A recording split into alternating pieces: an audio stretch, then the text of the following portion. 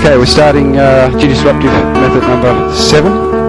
This is called the one-handed form, or the one-handed kata. It's another name for it, for obvious reasons, in that it represents the bladder meridian. It's called the water kata, or the water form. This one's a really interesting one. It's the first one, they all work for qigong, of course, but this one in particular has movements in it that sort of have martial arts application, but you can see that they're much more a qigong application. This form is much more, it has great methods, of course, fighting methods, very deadly methods, but it also has qigong methods. And the qigong methods are there to open what's said to open the back. The bladder meridian, more so than any of the others, has a direct connection to the shen, or the spirit. And so this form literally connects you to your shen, or the spirit.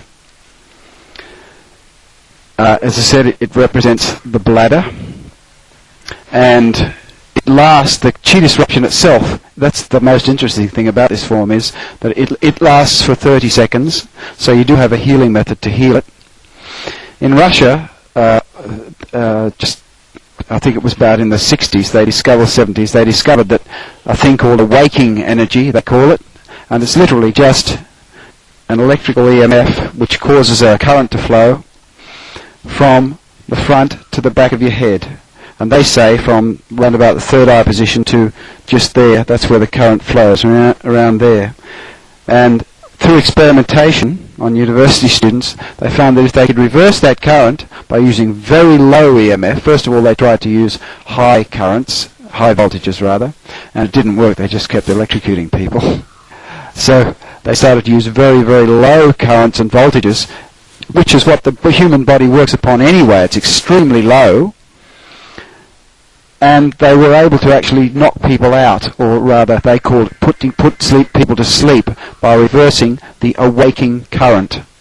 They changed it from going this way to this way. They also found that it was an excellent way to anesthetize people by reversing this current in certain ways. They actually found that people couldn't feel things if they reversed this current.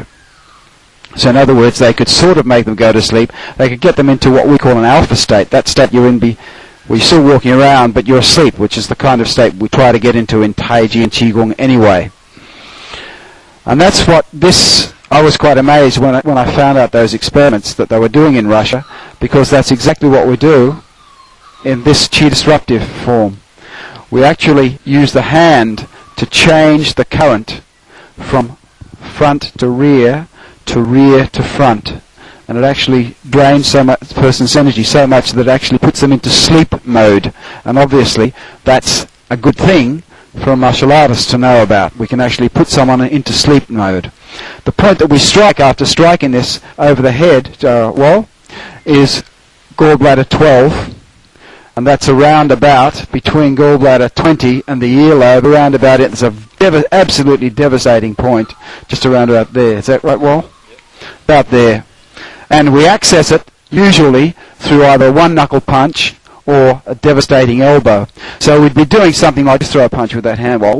We'd be doing something like whoosh. That's all you have to do, from rear to front, right over the top of the head, and bah!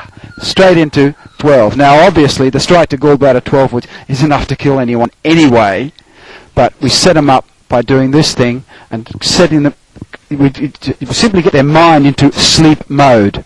And doing this, I haven't been able to do it myself yet, but I believe it's possible to even put someone to sleep by doing a really violent fudging. Cut that. You must be one of Peter Jung's students, are you? That's an in-joke. Some people who have seen this person performing circus tricks will know this. So, whoop, bah! That's where you'd strike you. Thanks, Paul. This whole form, it benefits the bladder meridian, obviously, but it also benefits sleeplessness. So it will help you to sleep. So this is a good form to do when you want to have sleep in the evenings. So the form itself actually works upon this sleep mode by actually doing the form itself.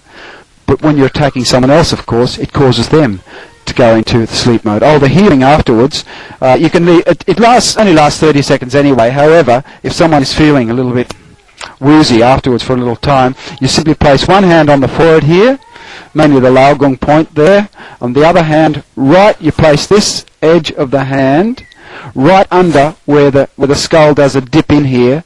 If you find out where gallbladder 20 is, and you put that part of your hand right there, and just cup your hand around the back of the neck. Just like that. Just cup it around the neck, and simply place the other one on here, and you simply don't think about anything, you simply stand there for 30 seconds. That's all you have to do. And you'll bring the person back, thankful, out of that sleep mode. It's called the one-handed kata, although there are two-handed movements in it, obviously. For the most part, there are many things that you do with the one hand. And it starts, I'll start facing the usual position, the north, and then I'll come back and show it to you. It starts facing, we'll call it the north, with the right foot forward. Again, you start with your hands in the normal position, and you perform your scapular setting, qigong, to start with. The first move, raising your right hand and slamming it downwards. See how the fingers are slightly cupped like this? That's called a dip mat claw. It's not just going like this, you see. There's a wee bit of tension just in the hands like this, especially in these fingers here. Not much in the thumb, bringing yin yang into your hand, it's said. So from here, the first move, you raise it and bring it down. Bang. The first move is a simple back finger strike like that. It'll obviously be far jing, of course. It happens like this. So we're facing this will make this the north that I was facing then. That's your first move. So it's bah! See how the whole body shakes. So I'll do that facing the correct direction.